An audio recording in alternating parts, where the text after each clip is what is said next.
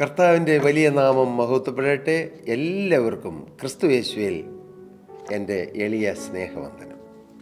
കർത്താവിന് സ്തോത്രം. നാളുകളായി നാം തിരുവചനം ധ്യാനിക്കുകയാണ്. എത്ര ധ്യാനിച്ചാലും തീരാത്ത ഒരു വലിയ നിധി നിക്ഷേപമാണ് ഈ തിരുവചനം. എത്ര ധ്യാനിച്ചാലും എത്ര പ്രസംഗിച്ചാലും ലക്ഷക്കണക്കിന് ദൈവദാസന്മാർ ഈ വചനം ധ്യാനിച്ചാലും തീരാത്തത്ര അത്രമാത്രം ആഴമാണ് ഈ ദൈവവചനം. അത്രമാത്രം വിപുലമാണ് ഇതിലടങ്ങിയിരിക്കുന്ന ആശയങ്ങളും ഇതിലടങ്ങിയിരിക്കുന്ന ആത്മീയ സത്യങ്ങളും. മനുഷ്യൻ്റെ രക്ഷയ്ക്ക് വേണ്ടിയിട്ടുള്ളതല്ല, രക്ഷിക്കപ്പെട്ട മനുഷ്യൻ്റെ മുന്നോട്ടുള്ള ആത്മീക വളർച്ചയ്ക്ക് വേണ്ടിയിട്ടുള്ളതല്ല, ആ മനുഷ്യൻ്റെ ശുദ്ധീകരണത്തിന് വേണ്ടിയിട്ടുള്ളതല്ല. അവനിലൂടെ ആ രക്ഷിക്കപ്പെട്ട ആ മനുഷ്യനിലൂടെ നടക്കേണ്ട ദൈവവേലയുടെ വിവിധ വശങ്ങൾ, എങ്ങനെ ജീവിക്കണം, എങ്ങനെ സംസാരിക്കണം, എങ്ങനെ നോക്കണം, എങ്ങനെ ചിന്തിക്കണം, എങ്ങനെ പ്രവർത്തിക്കണം, എല്ലാം ഉണ്ട് ഈ തിരുവചനത്തിൽ. എനിക്ക് ഓരോ സമയത്തും ഈ ദൈവവചനം എന്തൊരു അത്ഭുതമാണെന്നുള്ള ഒരു ചിന്തയാണ് എൻ്റെ ഉള്ളിൽ. കാരണം എല്ലാം തികഞ്ഞ ഒരു ബുക്കാണ് ബൈബിൾ. Bible 66 പുസ്തകങ്ങളുള്ള Bible. കർത്താവിന് സ്തോത്രം. ദൈവത്തിൻ്റെ വചനത്തിൻ്റെ മാഹാത്മ്യം നിറഞ്ഞു നിൽക്കുന്ന, സ്ഫുരിച്ചു നിൽക്കുന്നതായ ഓരോ അക്ഷരങ്ങൾ. സ്തോത്രം. ദൈവനാമം മഹത്വപ്പെടട്ടെ. നാം ചിന്തിച്ചു വന്നത് വിതയെക്കുറിച്ചാണ്. 2026 നമുക്ക് വിതയുടെ വർഷമാക്കാം. ദൈവവചനം ഓടി നടന്ന് പ്രസംഗിക്കാം. ദേശങ്ങളിലൂടെ, കുടുംബങ്ങളിലൂടെ, രാജ്യങ്ങളിലൂടെ ദൈവവചനം പറയാം. രക്ഷയുടെ സന്ദേശം അറിയിക്കാം. സുവിശേഷ വേലയുടെ പ്രാധാന്യത്തെക്കുറിച്ച് നമുക്ക് ജനത്തെ അറിയിക്കാം. ശുദ്ധീകരണത്തിൻ്റെ വചനം പറയാം. കർത്താവിന് സ്തോത്രം. ക്രിസ്തുവിൻ്റെ സ്വഭാവം പ്രാപിക്കുക എന്ന ആ വലിയ ശ്രേഷ്ഠകരമായ അനുഭവത്തെക്കുറിച്ച് പറയാം. നിത്യജീവനിൽ എങ്ങനെ എത്തുമെന്ന് ജനത്തോട് പറയാം. അല്ല, അനേകം ജനങ്ങൾ വലയുന്ന രോഗത്തിന്മേലും ശാപത്തിന്മേലും എങ്ങനെ വിടുതൽ കിട്ടുമെന്ന് വചനാടിസ്ഥാനത്തിൽ നമുക്ക് ജനത്തെ പഠിപ്പിക്കാം. ക്രിസ്തുവിനെ അനുഗമിക്കാൻ ജനത്തെ ആഹ്വാനം ചെയ്യാം. ക്രിസ്തുവിനെ മാത്രം നമുക്ക് ചൂണ്ടിക്കാണിക്കാം. വിശ്വാസത്തിൻ്റെ നായകനും പൂർത്തി വരുത്തുന്നതിനായി യേശുവിനെ നോക്കണമെന്ന് ജനത്തെ പഠിപ്പിക്കാം. യേശുവിനെ മാത്രം നമുക്ക് ചൂണ്ടിക്കാണിക്കാം. എബ്രായ ലേഖനം 12-ാം അധ്യായമാണത്. എബ്രായ ലേഖനം 3-ാം അധ്യായത്തിൽ പറയുന്നു, യേശുവിനെ ശ്രദ്ധിച്ചു നോക്കുവീൻ. നമുക്ക് യേശുവിനെ ശ്രദ്ധിച്ചു നോക്കാം. ജനത്തെ യേശുവിനെ ശ്രദ്ധിച്ചു നോക്കാൻ പഠിപ്പിക്കാം. ഇതൊക്കെയല്ലേ ദൈവവേല? ഇതല്ലേ ദൈവവേല കൊണ്ട് നടക്കേണ്ടത്? കർത്താവിന് സ്തോത്രം. സഭാപ്രസംഗിയുടെ പുസ്തകം 11-ാം അധ്യായം 4-ാമത്തെ വാക്യത്തിൽ ഇപ്രകാരം എഴുതിയിരിക്കുന്നു, കാറ്റിനെ വിചാരിക്കുന്നവൻ വിതയ്ക്കുകയില്ല, മേഘങ്ങളെ നോക്കുന്നവൻ കൊയ്യുകയുമില്ല. എന്താണ് അതിൽ എഴുതിയിരിക്കുന്നത്? വളരെ അർത്ഥവത്തായ ഒരു ചിന്തയാണ് സഭാപ്രസംഗി രേഖപ്പെടുത്തിയിരിക്കുന്നത്. സഭാപ്രസംഗിയുടെ പുസ്തകം എഴുതിയിരിക്കുന്നത് ജ്ഞാനികളിൽ ജ്ഞാനിയായ ശലോമോനാണ്. ശലോമോന് ദൈവം കൊടുത്ത ജ്ഞാനത്തിൽ നിന്നുകൊണ്ട് ഈ സഭാപ്രസംഗിയുടെ പുസ്തകത്തിൽ അദ്ദേഹം എഴുതിയിരിക്കുന്നു, കാറ്റിനെ വിചാരിക്കുന്നവൻ വിതയ്ക്കയില്ല, മേഘങ്ങളെ നോക്കുന്നവൻ കൊയ്യുകയുമില്ല. വിതയ്ക്കുന്നവൻ കാറ്റ് നോക്കരുത്, മേഘങ്ങളെ നോക്കരുത്. സ്തോത്രം. വിതച്ചുകൊള്ളുക, കണ്ണുനീരോടെ വിതയ്ക്കുക. വിത്ത് ചുമന്ന് കരഞ്ഞും വിതച്ചുകൊണ്ട് നടക്കുക. അത് മാത്രം ചെയ്താൽ മതി. നാം പ്രാർത്ഥനയോടെ കണ്ണുനീരോടെ വിത്ത് വിതയ്ക്കുക. അതാണ് നമ്മുടെ ഡ്യൂട്ടി. അത് മുളപ്പിക്കേണ്ടത് ദൈവമാണ്. അത് നനയ്ക്കേണ്ടത് ദൈവമാണ്. കർത്താവിന് സ്തോത്രം. പൗലോസ് വിതച്ചു, അപ്പല്ലോസ് നനച്ചു, ദൈവമത്രയെ വളരുമാറാക്കുന്നെന്ന് അപ്പോസ്തലനായ പൗലോസ് പറഞ്ഞു. കർത്താവിന് സ്തോത്രം. എൻ്റെ പ്രിയരെ, ഈ സ്വർഗീയ വിത്ത് വിതയ്ക്കാൻ കർത്താവ് കൃപയാൽ നമ്മുടെ കയ്യിൽ തന്നിരിക്കുന്നു. കർത്താവിനെ വിശ്വസ്തൻ എന്നെണ്ണി തൻ്റെ വേലയ്ക്കായി നിയോഗിച്ചുവെന്ന് അപ്പോസ്തലൻ പറയും. കർത്താവിന് സ്തോത്രം. കർത്താവിൻ്റെ വേലയ്ക്ക് വേണ്ടി നിയോഗിക്കപ്പെട്ട കർത്താവിൻ്റെ പ്രിയപ്പെട്ട വേലക്കാരെ, കർത്താവ് ആദരിക്കുന്ന, കർത്താവ് സ്നേഹിക്കുന്ന കർത്താവിൻ്റെ അഭിഷിക്തരെ, ഭൂമിയിലുള്ള വിശുദ്ധന്മാരോ അവർ എനിക്ക് പ്രസാദമുള്ള ശ്രേഷ്ഠന്മാർ തന്നെയെന്ന് ദൈവത്തിൻ്റെ വചനത്തിൽ രേഖപ്പെടുത്തിയിട്ടുണ്ട്. ഞാനും യേശുക്രിസ്തുവിന് മഹത്വമുള്ള വേല ചെയ്യുന്ന എല്ലാ ദേവദാസന്മാരെയും ബഹുമാനിക്കുന്നു. സഭാഭേദമന്യേ, കക്ഷി പരിഗണനകൾ കൂടാതെ, സകല ഗോത്രത്തിൽ നിന്നും ഭാഷയിൽ നിന്നും ജാതിയിൽ നിന്നും വംശത്തിൽ നിന്നും ലോകമെമ്പാട് യേശുക്രിസ്തുവിൻ്റെ മുഖത്തുള്ള വേല ചെയ്യുന്ന എല്ലാവരെയും ഞാൻ സ്നേഹിക്കുന്നു, ഞാൻ അവരെ ബഹുമാനിക്കുന്നു.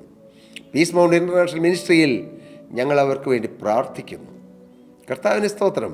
യേശുക്രിസ്തുവിൻ്റെ നേതൃത്വത്താൽ വീണ്ടെടുക്കപ്പെട്ട ലോകമെമ്പാടുമുള്ള ദൈവമക്കൾ, ക്രിസ്തുവേശുവിൽ ഒന്ന്, ഒരപ്പൻ്റെ മക്കൾ, ഒരു കുടുംബത്തിലെ അംഗങ്ങൾ, ദൈവരാജ്യത്തിൻ്റെ അവകാശികൾ, ഒരു ദൈവരാജ്യത്തിൽ എത്തേണ്ടവരാണെന്ന് ഞങ്ങൾ വിശ്വസിക്കുന്നു.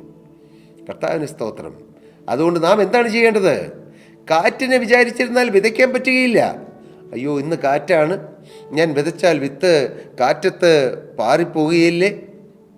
ഇങ്ങനെ 100 ന്യായങ്ങൾ പറഞ്ഞിരുന്നാൽ വിതയ്ക്കാൻ പറ്റുകയില്ല. മഴയാണ്. ഇപ്പം മഴക്കാലത്ത് എങ്ങനെയാണ് സുവിശേഷ വേല ചെയ്യുന്നത്? കഠിനമായ വെയിലാണ്. വെയിലുള്ളപ്പോൾ എങ്ങനെയാണ് സുവിശേഷ വേല ചെയ്യുന്നത്? ഇന്ന് ഭയങ്കര വെള്ളപ്പൊക്കമാണ്. ഇപ്പോഴെങ്ങനെയാണ് സുവിശേഷ വേല ചെയ്യുന്നത്? മണ്ണിടിച്ചിലും പ്രയാസമൊക്കെ ഉള്ളപ്പോൾ എങ്ങനെ യാത്ര ചെയ്യും? ഇങ്ങനെ പ്രകൃതിക്ഷോഭമുള്ളപ്പോൾ എങ്ങനെ വിതയ്ക്കും? ഇങ്ങനെ വിതയ്ക്കാൻ പ്രകൃതി ശക്തികളെ നോക്കിയിരുന്നാൽ മകനെ വിതയ്ക്കാൻ പറ്റുകയില്ല. എന്നാൽ ഏത് പ്രതികൂല കാലാവസ്ഥയിലും വിതയ്ക്കാൻ പറ്റുന്ന വിത്താണ് സുവിശേഷം. ഒരുപക്ഷെ പ്രതികൂല കാലാവസ്ഥയിലാണ് ഏറ്റവും കൂടുതൽ വിതയ്ക്കാൻ പറ്റിയ അനുകൂലമായ അവസ്ഥ. കർത്താവിന് സ്തോത്രം. ജനം ദുരിതങ്ങളിൽ കഴിയുമ്പോൾ ദൈവവചനം കേൾക്കാൻ അവർ താല്പര്യം പ്രകടിപ്പിക്കും. ഒരു വലിയ പ്രകൃതിക്ഷോഭമുള്ളപ്പോൾ, വലിയ വെള്ളപ്പൊക്കമുള്ളപ്പോൾ, വലിയ കൊടുങ്കാറ്റ് വീശി ജനം ഭയപ്പെട്ടിരിക്കുമ്പോൾ അവരോട് സുവിശേഷം പറയാൻ എളുപ്പമാണ്. അവർ സ്വീകരിക്കും. അന്ന് അപ്പോസ്തലനായ പൗലോസ് കടലിലൂടെ കപ്പലിൽ യാത്ര ചെയ്യുമ്പോൾ വലിയ ഈശാനമൂലം എന്ന കൊടുങ്കാറ്റടിച്ചപ്പോൾ അപ്പോസ്തലൻ മിണ്ടാതിരുന്നില്ല.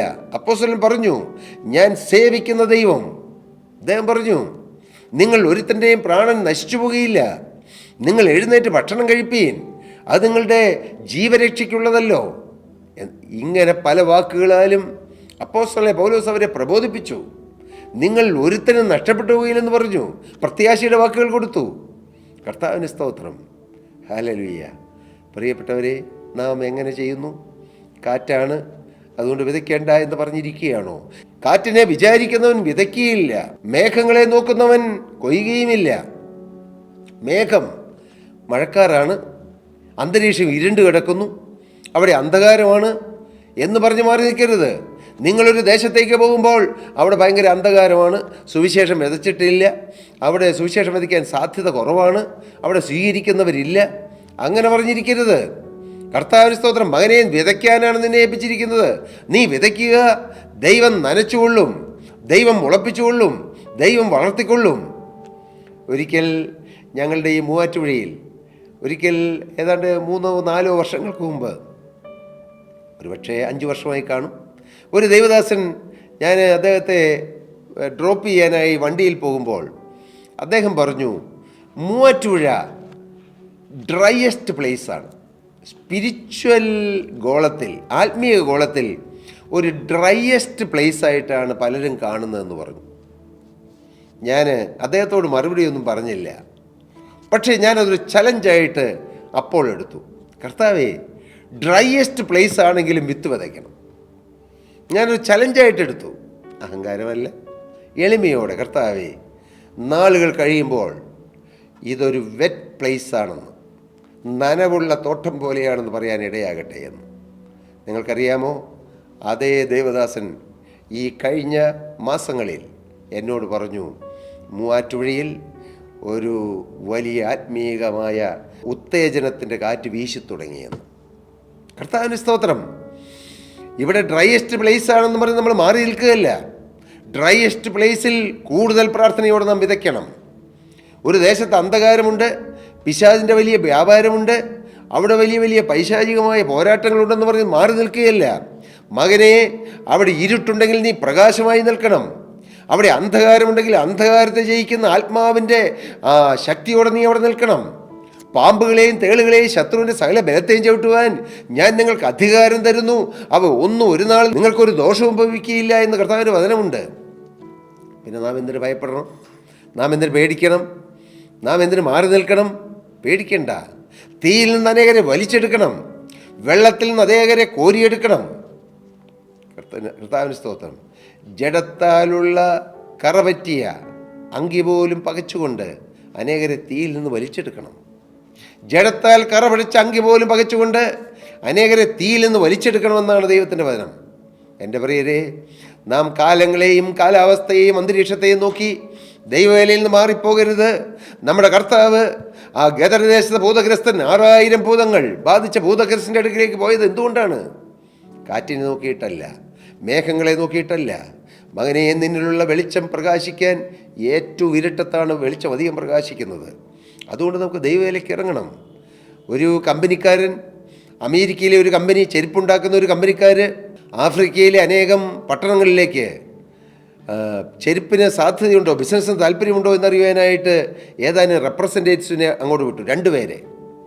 അതിലൊരാൾ, 2 പേരും മടങ്ങി വന്നു. ഒരാൾ പറഞ്ഞു, അവിടെ ആരും ചെരുപ്പ് ഉപയോഗിക്കുന്നില്ല, അതുകൊണ്ട് അവിടെ ചെരുപ്പ് വിൽക്കാൻ സാധ്യതയില്ല എന്ന്. എന്നാൽ മറ്റേയാൾ പറഞ്ഞു അവിടെ ആരും ചെരുപ്പ് ഉപയോഗിക്കുന്നില്ല, അതുകൊണ്ട് അവിടെ ചെരുപ്പ് നമ്മൾ ഇൻട്രൊഡ്യൂസ് ചെയ്താൽ ധാരാളം ബിസിനസ് നടക്കുമെന്ന്. പ്രിയപ്പെട്ടവരെ, സുവിശേഷം എത്താടുത്ത മകനെ നീ ചെന്നാൽ സാധ്യത കൂടുതലാണ്. Reach the unreached. പ്രതിസന്ധികളെ നോക്കാതെ, പ്രശ്നങ്ങളെ നോക്കാതെ, എതിർപ്പുകളെ നോക്കാതെ നമ്മുടെ എത്രയോ പ്രിയപ്പെട്ട ദൈവമക്കൾ നോർത്ത് ഇന്ത്യയുടെ ഗ്രാമങ്ങളിൽ, ഉൾക്കാടുകളിൽ, വനാന്തരങ്ങളിൽ പോയി കർത്താവിൻ്റെ വേല ചെയ്യുന്നു. അവരെ ഓർത്ത് ഞാൻ കർത്താവിനെ സ്തുതിക്കുന്നു. അവർക്ക് വേണ്ടി ഞങ്ങൾ എന്നും പ്രാർത്ഥിക്കുന്നുണ്ട്.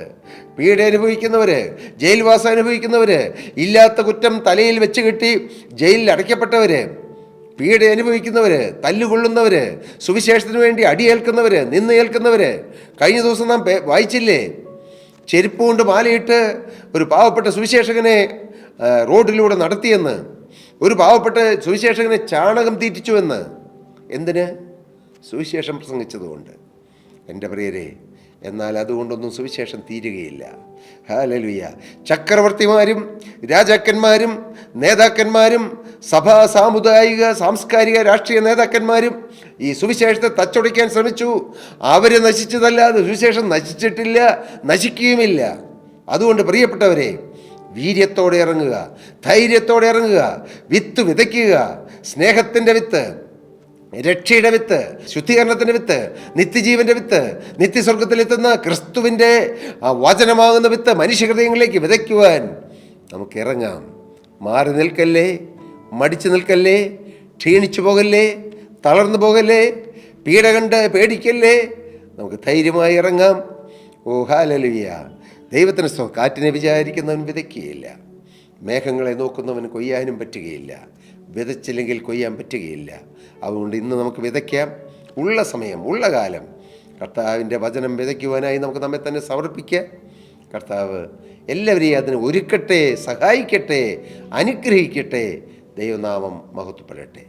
പ്രിയ സഹോദരി സഹോദരങ്ങളെ, നിങ്ങൾക്ക് ഞങ്ങളുമായി കമ്മ്യൂണിക്കേറ്റ് ചെയ്യാൻ താല്പര്യമുണ്ടെങ്കിൽ, ഏത് കാര്യത്തിനും, പ്രാർത്ഥനാ വിഷയമാകട്ടെ, ഏത് കാര്യമാണെങ്കിലും താഴെ കാണുന്ന നമ്പറിൽ ഞങ്ങളുമായി കോൺടാക്റ്റ് ചെയ്താൽ തീർച്ചയായും ഞങ്ങൾ നിങ്ങളോടൊപ്പം സംസാരിക്കാനും പ്രാർത്ഥിക്കാനും തയ്യാറാണെന്ന് ഇത്തരുണത്തിൽ നിങ്ങളെ ഏവരെയും അറിയിക്കട്ടെ. കർത്താവ് നിങ്ങളെ അനുഗ്രഹിക്കട്ടെ. ദൈവനാമം മഹത്വപ്പെടട്ടെ. സ്തോത്രം.